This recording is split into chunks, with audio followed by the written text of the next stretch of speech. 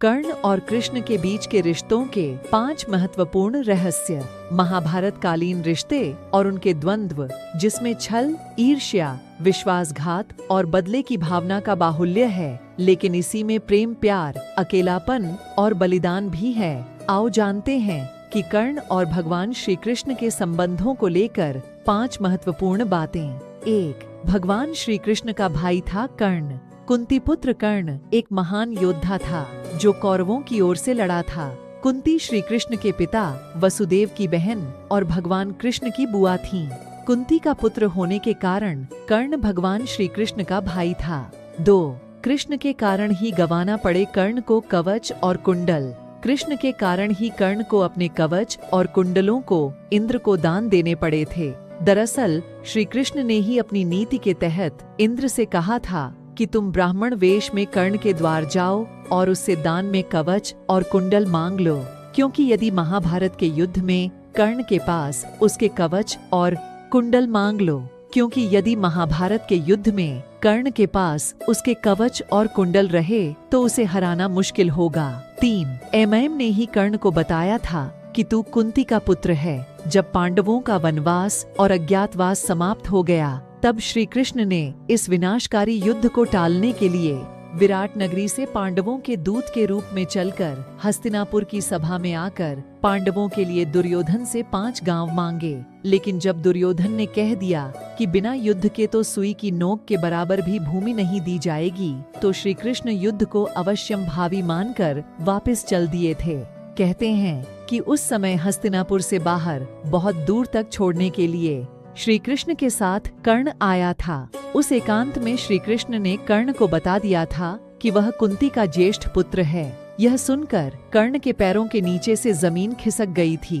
वह अवाक रह गया था। श्री कृष्ण ने एक बार फिर कहा, हे कर्ण, तुम कुंती के ज्येष्ठ पुत्र हो और तुम्हारे पिता सूर्यदेव हैं, इसीलिए तुम्हें युद्ध में पांडवों का साथ देना चाहिए। कर्ण को इस सत्य का पता चला तो नीतिमर्मज्ञ कर्ण ने तब नीतिकार कृष्ण को जो कुछ कहा था वह बड़ा ही मार्मिक है और उस दानवीर के प्रति श्रद्धा का भाव पैदा करने वाला है। उसने कहा, हे मधुसूदन, मेरे और आपके बीच में जो ये गुप्त मंत्रणा हुई है, इसे आप मेरे और अपने बीच तक ही रखें, क्योंकि यदि जितेंद्रिय धर्मात्मा राजा युधिष्ठिर यदि यह जान लेंगे कि मैं कुंती का बड़ा पुत्र हूँ तो वे राज्य ग्रहण नहीं करेंगे। कर्ण ने आगे कहा था कि उस अवस्था में मैं उस समृद्धशाली विशाल राज्य को पाकर भी दुर्योधन को ही सौंप दूंगा। मेरी भी यही कामना है कि इस भूमंडल के शासक युधिष्ठिर ही बने। 4. कर्ण का वध करवाया था कृष्ण ने इस तरह। युद्ध के 17वें दिन शल्य को कर्ण का सारथी बनाया गया। उस दिन कर्ण तथा अर्जुन के मध्य भयंकर युद्ध होता है। युद्ध के दौरान श्री कृष्ण अपने रथ को उस ओर ले जाते हैं जहां पास में ही दलदल होता है। कर्ण का सारथी यह देख नहीं पाता है और उसके रथ का एक पहिया दलदल में फंस जाता है। रथ के फंसे हुए पहिए को कर्ण निकालने का प्रयास करते हैं। इसी मौके का लाभ उठाने के लिए श्री कृष्ण अर्जुन से तीर चलाने को कहते हैं। बड़े ही बेमन से अर्जुन असहाय अवस्था में कर्ण का वध कर देता है। इसके बाद कौरव अपना उत्साह हार बैठते हैं। उनका मनोबल टूट जाता है। फिर शल्य प्रधान सेनापति बनाए जाते हैं, परंतु उनको भी युधिष्ठिर दिन के अंत में मार देते हैं। 5. कृष्ण ने ली कर्ण की परीक्षा।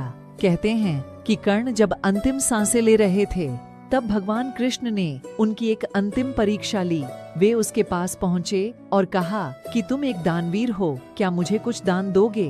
कर्ण के पास उस वक्त कुछ नहीं था, पर उसे ध्यान आया कि उसका एक दांत सोने का है, तो उसने मरणासन्न हालत में भी एक पत्थर से अपना दांत तोड़कर कृष्ण को दान स्वरूप भेंट कर दिया। यह देख भगवान कृष्ण भाव विह्वल हो गए और उन्होंने कर्ण से कोई भी 3 वरदान मांगने के लिए कहा। कर्ण ने कृष्ण से 3 वरदान मांगे। अपने पहले वरदान में कर्ण ने कहा कि कृष्ण जब अगला जन्म लें तो सूत लोगों के उद्धार का कार्य करें। दूसरा वरदान ये मांगा कि कृष्ण अगले जन्म में वहीं पैदा हों जहां कर्ण हो। इसके बाद तीसरा वरदान कर्ण ने ये मांगा कि उनका अंतिम संस्कार ऐसी जगह किया जाए जहां कोई पाप ना हुआ हो।